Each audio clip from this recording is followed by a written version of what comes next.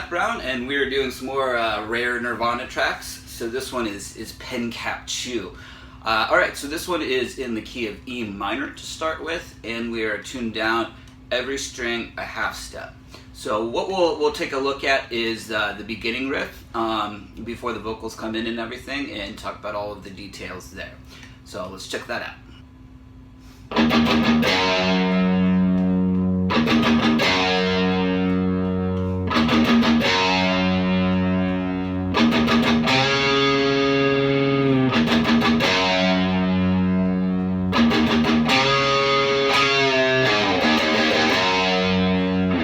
Alright, so the main riff is pretty simple, but there are some variations to talk about. So for the first three measures, what we're going to do is this. So all we're doing is we're palm muting the low E string open for 4/16 notes, then playing a G note at the 3rd fret for a total of 3 beats with some vibrato. So, alright, that's it. Measure 4, instead of playing the G note, you're going to bend your 4th fret of your 5th string up a half step. So that sounds like this. Alright, measure 5, we're going back to but the difference here with measure 5 is the G note is also palm muted.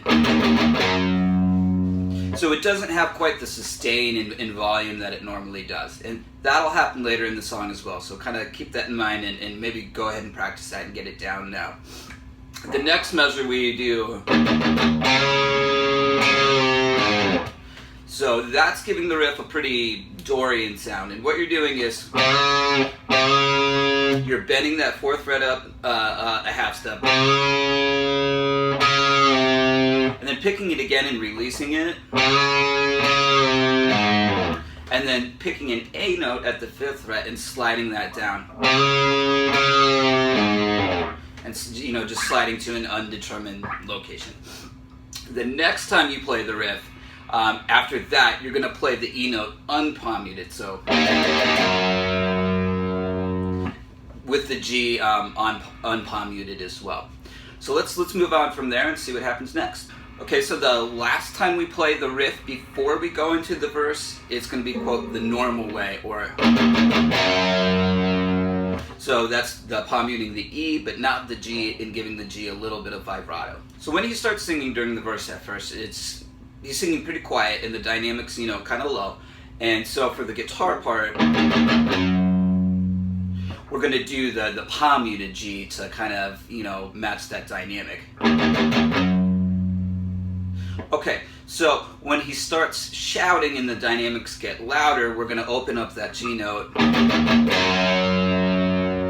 and give it some vibrato. Then, as we advance further into the verse, what we're going to do is play a full G5 power chord.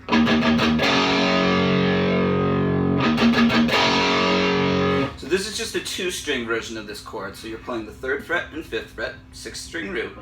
And that pretty much takes us to the end of the verse. The last time, though, going into the chorus is a slight little variation that sounds like this. So he has 3/8 note strums at the end of the measure there. Alright, so that takes care of all of the verse part. Let's move on and check out the chorus.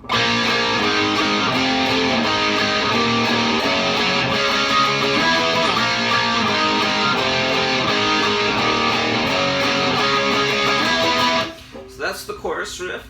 I'll go through all of the chords first. We're going to do 2 strums on a B5, and this is a 3-string chord with a 5th string root, so 2, 4, 4. Coming to an A5, so same 5th string root, so open 2, 2, strumming that one twice. An F sharp 5 twice, that's 2, 4, 4. Back to the A5 twice. And then we're going to do an E5, open 2, 2, playing that twice. A G5 twice. And then what we have here is, so you're going to do 4/16 notes on a D5, 5, 7, 7, and then you're going to do this. So also 16th notes as well. So you're sliding from a D5 to an F5, which is 8, 10, 10. So this whole riff slowly sounds like this. 1 and 2 and 3 and go in.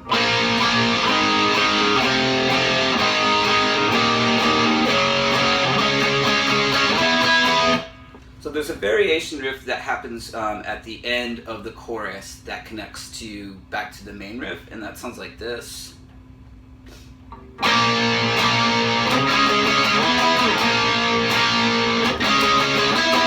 Or slowly.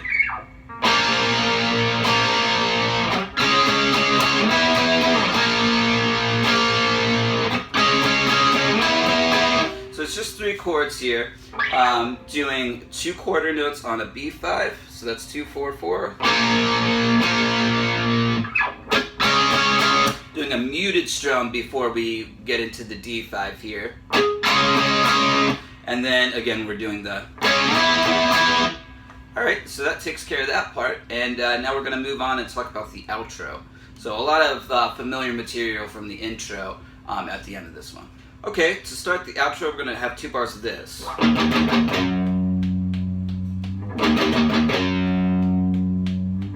Alright, so what we're doing is we're palm muting both the E and the G here. On beat 4, you're going to give the G note bend of a half step. So kind of a subtle thing. Alright, so the next measure, you're going to give the open G note no palm muting and give it a lot of vibrato. And then again, you're putting the bend on beat 4. Okay, so measure 4 is just... It's the version of the riff, with the palm mute in there. So that takes care of the first 4 bars. And you don't have to do this exactly like this. I guess the main idea is that you want to give some variety to what you're playing so that it's not just the same thing over and over again with, the palm muting versus not palm muting, throwing in bends, that kind of stuff. Okay, so let's check out the next couple of measures. The next 8 bars are just this.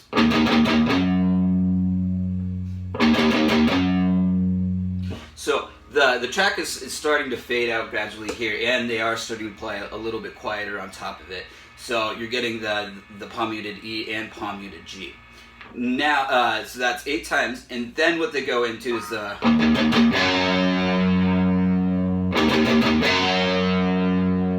as the track fades out. So, playing the G without palm muting in vibrato.